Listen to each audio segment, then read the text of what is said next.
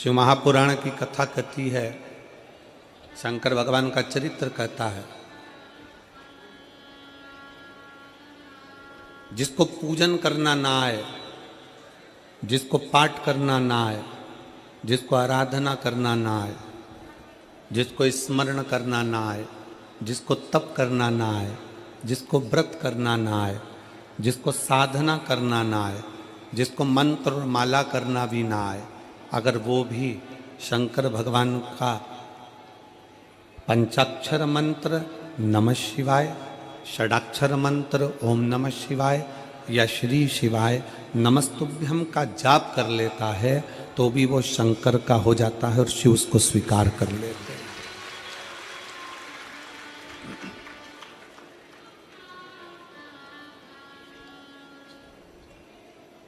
देवता भगवान की पूजन करना जानते हैं, गंधर्व भगवान की पूजन करना जानते हैं,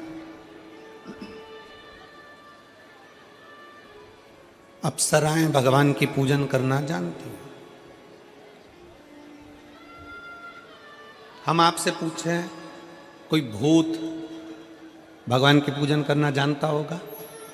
जम के बोलो जरा, भूत पूजन करना जानता होगा? नहीं। प्रेत? नहीं। डाकनी? नहीं। पिशाचनी? नहीं। कोई असुर राक्षस? नहीं। ना भूत पूजन करना जानता है, ना प्रेत पूजन करना जानता है, ना डाकनी, ना पिशाचनी, ना कोई पशु, ना कोई पक्षी, ना कोई जानवर, ना कोई जलचर, ना कोई थलचर, ना कोई वायुचर। कोई पूजन करना नहीं जानता। और फिर भी शंकर भगवान के पास में आपको भूत प्रेत डाकनी पिशाचनी बहुत सारे मिलेंगे। आप शंकर जी का स्वरूप का दर्शन करेंगे, शंकर जी के स्वरूप का बारात का दर्शन करेंगे तो उसमें सब कोई मिलेंगे। देवता बहुत पीछे मिलेंगे पर सारे पशु पक्षी नाग किन्नर गंधर्व ये सब भूत प्रेत सब शिव के करीब मिलेंगे। क्यों? किस लिए?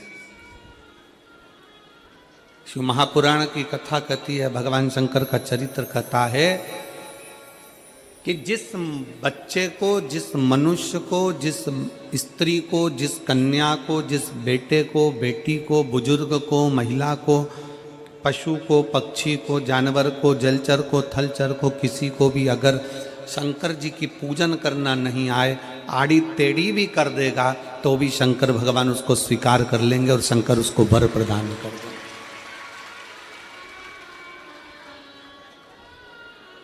शिव उसकी पूजन को स्वीकार कर लेते, शंकर भगवान उसकी पूजन को स्वीकारते।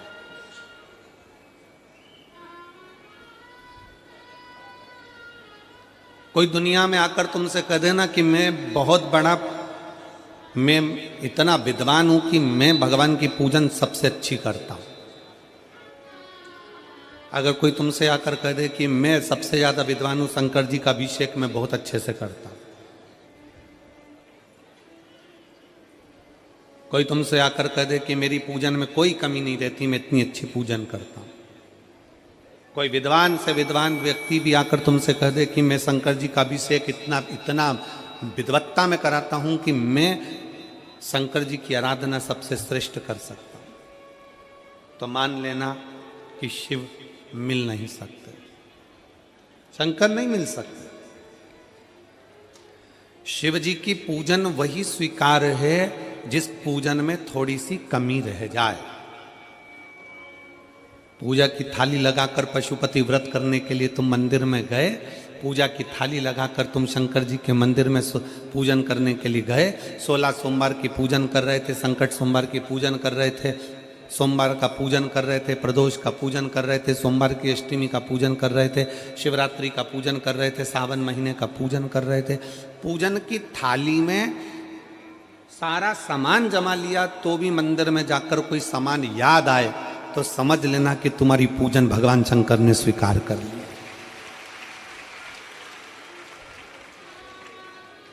और मुझे विश्वास है मेरी जीजियों पर, मुझे विश्वास है मेरी बेटियों पर, मुझे विश्वास है मेरे बेटाओं पर और मेरे जीजाओं पर।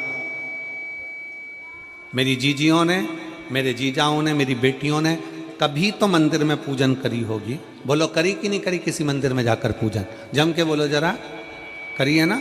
और आपकी पूजन की थाली में, आपके पूजन की थाली में कुछ ना कुछ कमी तो रही होगी ना। कभी माचिस रह गई, कभी दिया रह गया, कभी अगरबत्ती रह गई, कभी कंकु लाए थे कंकु रह गया, कभी चंदन रह गया, कभी कोई जनेऊ रह गया, कभी सुपाड़ी रह गई, कभी कोई प्रसाद रह गया। फिर याद आया मैं तो ये घर छोड़कर आ गई, मेरे घर पे रह गया, अब क्या करूं? शंकर जी की कथा कहती है कि शिव उपासना में अगर तुम्हारी थोड़ी सी कमी रह जाए, समझ लेना कि शंकर जी ने तुम्हारी उपासना को स्वीकार कर लिया। और यह केवल तुमसे ही मतलब नहीं है,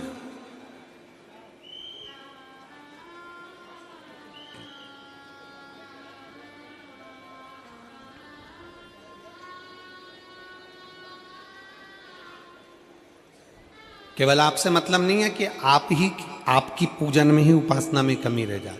ये शंकर भगवान का वर है, ये शिव जी का वर है। किसको? भगवान नारायण को। जिस समय पर नारायण ने संकल्प लिया था कि सावन के महीने में 108 कमल के पुष्प रोज समर्पित करूंगा। सुनिए कथा सबने। 108 कमल के पुष्प भगवान नारायण ने संकल्प लिया कि मैं भगवान को रोज दूंगा।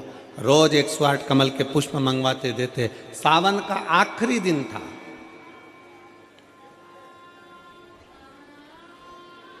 सावन का आखिरी दिन, और सावन के आखिरी दिन भगवान नारायण 108 कमल के पुष्प लेकर भगवान को चढ़ाने के लिए जैसे ही बैठे, बैठते से ही, जैसे ही चढ़ाने के लिए बैठे, वैसे ही एक कमल का पुष्प कम रह गया। लक्ष्मी जी से कहा जाओ जल्दी से कमल का पुष्प लाओ। लक्ष्मी जी कमल का पुष्प ढूंढती रही, नहीं मिला। सब दूर देखा, सारी जगत में देखा, पर कमल का पुष्प लक्ष्मी जी को नहीं मिला। लक्ष्मी जी को कमल का पुष्प नहीं मिला। आखिरी में पूजन की थाली में कमल का एक पुष्प कम रह गया। भगवान नारायण ने अपना आंख निकालकर भगवान शंकर को समर्पित कर दिया। क्या निकालकर समर्पित करी? अपनी एक आंख। और जब भगवान ने अपनी एक आंख निकालकर भगवान को समर्पित करी, उस दिन का नियम है आज तक अगर पूजन की थाली में कोई कमी रह जाती है, पूजन में कोई कमी रह जाती है, तो एक आंख, आंख मतलब आखा चावल, आखा चावल जानते हो आप लोग? जम के बोलो जरा। आखा मतलब पूरा। हम आंख तो भगवान को नहीं दे पा रहे इस संसार सागर में, कलिकाल में। एक आंख के बराबर आखा चावल, एक आखा चावल पूरी पूजन होने के बाद शंकर जी को समर्पित कर दो। शिव भगवान नारायण की आंख के बराबर उसको स्वीकार कर लेते, भगवान शिव उसको स्वीकार कर लेते, शंकर भगवान उसको स्वीकार कर लेते, शिव उसको स्वीकार कर लेते।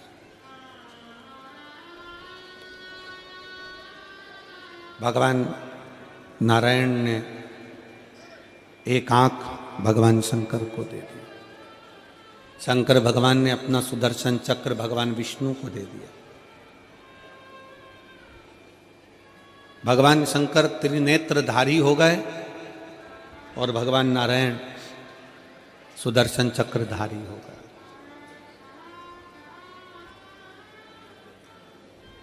सुदर्शन चक्रधारी।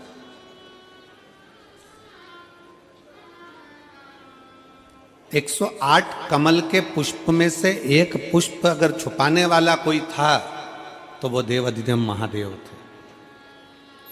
शंकर भगवान ने कहा भगवान विष्णु से, हे नारायण, आपके कमल के पुष्प को, एक पुष्प को मैंने छुपाया था।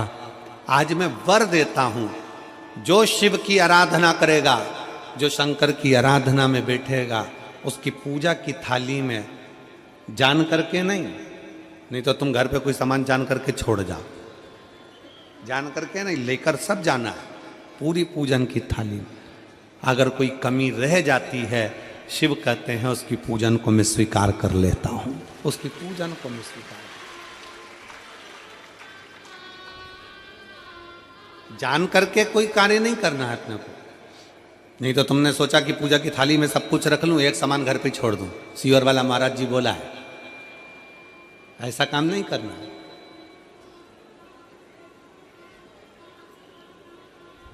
कई लोग जान कर जब घर से निकलते हैं तो कोई शुभ शकुन करना रहता है तो जान करके शुभ शकुन करते हैं। गाय को घेर के लेकर आएंगे, बछड़े को घेर कर लेके आएंगे कि आज ये जा रहे हैं तो इनके सामने से दूध पीती हुई बछड़ा और गाय निकलेगी तो शुभ शकुन होगा। अब वो तो अनायास कोई शुभ शकुन हो जाए, अचानक से कलश लेकर कोई स्त्री निकल जाए,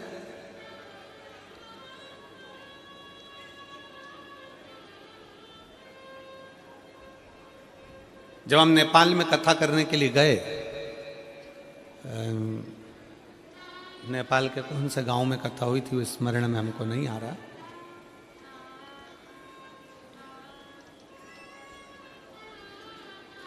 हरिद्वार वाले महाराज जी ने वो कथा कराई थी। तो नेपाल में जब कथा करने के लिए गए तो वहां पर एक दुकान वाले ने पत्र लिखा, और शायद नेपाल की कथा में वो पत्र आप लोगों ने सुना भी होगा। उस दुकान वाले ने अपने पत्र में लिखा कि गुरुजी, मेरी दुकान बिल्कुल नहीं चलती थी और मैं किसी देवता पर भरोसा नहीं करता, मैं कहीं नहीं जाता, पर 15 घर छोड़कर एक लड़का रोज प्रतिदिन 1 लोटा जल लेकर शंकर जी के मंदिर में जाता है और मेरा दुकान पे आने का समय वही टाइम होता है। वो लोटा लेकर निकलता है और मैं दुकान की ओर बढ़ता हूँ, दोनों का मिलना थोड़ा आगे होता है।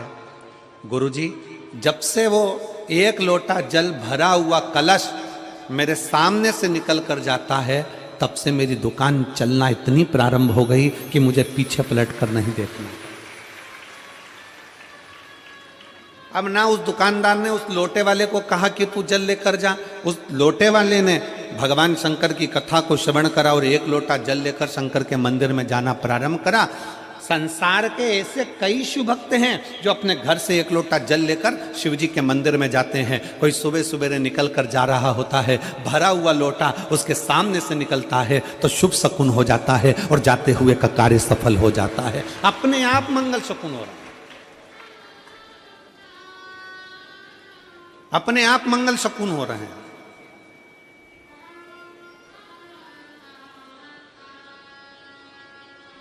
ना जाने कितनों के कार्य अपने आप हो रहे हैं, और प्रभु आपकी कृपा से सब काम हो रहा है। सब वो कर रहा है, अपन तो केवल एक निमित्त मात्र हैं, केवल एक निमित्तता है अपनी। और करते हो भोले बाबा,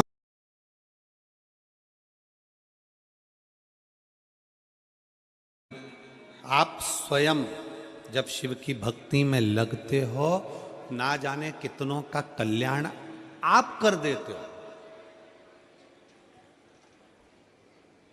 1 लोटा जल लेकर जब आप शंकर जी के मंदिर में जाते हो ना, आपका मुख ना जाने कितने लोग देखते होंगे। बोलो, देखते हैं कि नहीं देखते? जलता फिरता व्यक्ति, मोहल्ले का लोग, कॉलोनी के लोग, आपका 1 लोटा जल जब चढ़ाने के लिए आप अपने शंकर के मंदिर में जाते हो तो आसपास के लोग आपका मुख देखते हैं।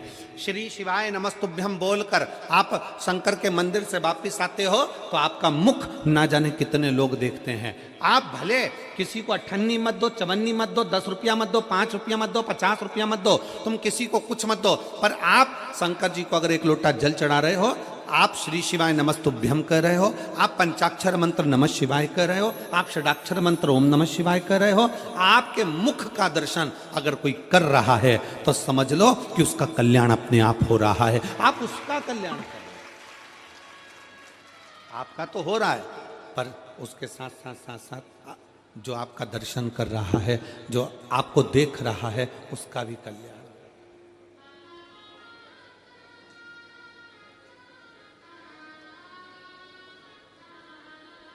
इस पूरी कथा में, जो महापुराण की कथा में जितने बुजुर्ग आते हैं, उससे ज़्यादा शिव महापुराण की कथा में नवयुवक बेटा बेटी आते हैं। नवयुवक बहुएं आती हैं, नवयुवक मेरे जीजा आते हैं। जितने बुजुर्ग आते हैं उससे 4 गुना ज्यादा नवयुवक बेटा बेटी इस कथा में पहुंचते हैं। और नवयुवक बेटा बेटी एक आस लेकर आते हैं कि मैं शंकर की कथा में सेवा करूंगा, साधना करूंगा। बैठकर जब गुरुजी श्री शिवाय नमस्तुभ्यम बोलेंगे, उनके साथ बैठकर श्री शिवाय नमस्तुभ्यम बोलूंगा और बाबा से अपने मन की कामना करूंगा, मेरा बाबा मेरी सुनेगा जरूर, मेरा बाबा सुनेगा।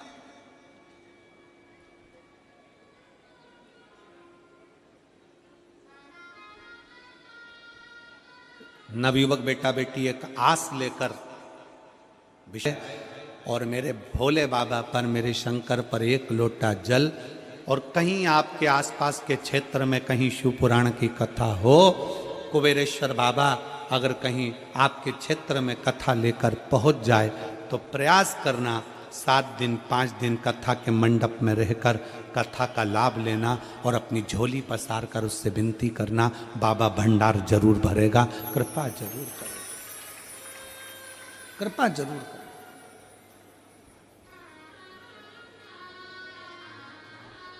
जिसको पूजन ना आए, जिसको आराधना ना आए, जिसको भक्ति करना ना आए, जिसको मंत्र जाप भी ना आए, स्मरण भी ना आए, वो शिव की शरण में आए। ना पशु को, ना पक्षी को, ना जानवर को, ना जलचर को, ना थलचर को, ना वायुचर को, ना असुरों को, ना नागों को, ना किन्नर को, किसी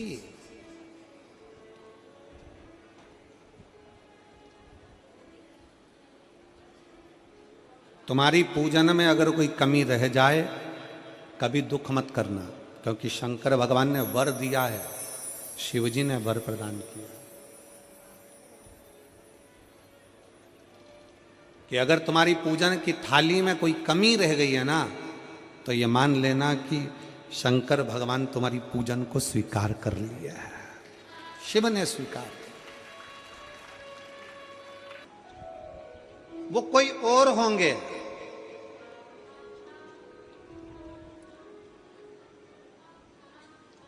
जो तुम्हारे घर का वैभव देखते होंगे, वो कोई और होंगे जो तुम्हारे घर का धन देखते होंगे, वो कोई और होंगे जो तुम्हारे घर की संपदा देखते होंगे, तुम्हारा पूजन करने का तरीका देखते होंगे, तुम्हारे मंत्र, तुम्हारे अनुष्ठान, तुम्हारी साधना देखते होंगे। मेरे शंकर भगवान तो वो हैं जो एक डाकू, जंगल में रहने वाला एक असुर भी मुंह में पानी भरकर लाकर शंकर के ऊपर छोड़ देता है और शिव पर कृपा कर देते हैं। मेरा शिव तो वो है, मेरे शंकर तो वो हैं। और मेरी जीजियों, मेरे जीजाओं, मेरी बेटियों, मेरे बेटाओं, मेरी माताओं, मेरे भाई, लाखों की संख्या में आप लोग पहुंचे हो। आस्था चैनल पर जितने शिव भक्त सुन रहे हैं, सोशल मीडिया पर जितने शिव भक्त सुन रहे हैं, आप जितने शंकर के कथा को श्रवण करने वाले भक्त हैं, बड़े सावधानी से सुनना। अगर तुम्हारी पूजन में कोई कमी रह भी जाए तो कभी अफसोस मत करना, ये समझना कि तुम्हारे पिता, तुम्हारे बाप भगवान शंकर उसको स्वीकार कर, शिव उसको स्वीकार कर। नवरात्रे आते हैं तो हम शंकर जी के मंदिर, घर में देवी जी के पूजन के चक्कर में, नवरात्रि की पूजन के चक्कर में, माँ आदिशक्ति की पूजन के चक्कर में, माँ भवानी की पूजन के चक्कर में हम शंकर जी के मंदिर कई बार जा नहीं पाते, क्योंकि लेट हो जाते हैं। जब नवरात्रे आते हैं गुरुजी, हम देवी की आराधना करते हैं, हम माँ जगतजननी की आराधना करते हैं, माँ जगदम्बा की आराधना करते हैं, माँ दुर्गा की आराधना करते हैं, आदिशक्ति की आराधना करते हैं। तब हम शंकर जी के मंदिर कई बार घर में इतना काम होता है कि देवी का पाठ करो, पूजन करो, जोत लगाओ, ये करो वो करो, और उस चक्कर में हम मंदिर तक नहीं जा पाते। तो क्या हमको दोष लगेगा? तो क्या हमको दोष लगेगा? शिव महापुराण की कथा अगर अच्छे से आपने सुनी है तो एक बात याद रखना कि शंकर भगवान को ज्योतिर्लिंग कहते हैं। क्या कहते हैं? जम के बोलो, जम के जरा। ज्योतिर्लिंग। ज्योतिर्लिंग का मतलब क्या होता है? तुम राम जी की आरती करो, चाहे भगवान कृष्ण की आरती करो, चाहे जगदम्बा की आरती करो, चाहे किसी भी देवता की आरती करो, तुम्हारे हाथ में अगर दिया है, दिए में बाती रखी है, उसमें तुमने जलाई है, और दिया अगर जल रहा है और उस दिए से भी अगर तुम आरती कर रहे हो, उसमें जो ज्योति है वो ज्योति ही शंकर का एक शिवलिंग का स्वरूप है, उसको ज्योतिर्लिंग कहा गया। अगर नवरात्रे में देवी जी की ज्योत जला रहे हो, नवरात्रे में देवी जी की अखंड ज्योत जला रहे हो, नवरात्रे में तुम देवी जी की आरती कर रहे हो, नवरात्रे में तुम देवी जी का पाठ कर रहे हो, नवरात्रे में तुम देवी जी की आराधना कर रहे हो, और दिया अगर तुमने जलाया है, उस दिए में जो ज्योति है, उस दिए में जो ज्योति उत्पन्न है, वही ज्योतिर्लिंग का स्वरूप है। ये ना सोचें कि हम शंकर की आराधना नहीं कर रहे। शिव और शक्ति ये दोनों एक है। देवी की आराधना कर रहे हो मतलब शंकर की आराधना कर रहे हो, शक्ति की आराधना कर रहे हो मतलब शिव की आराधना कर रहे हो, शिव की आराधना कर रहे हो मतलब शक्ति की आराधना कर रहे हो। दोनों का प्रतिबिंब स्वरूप एक है।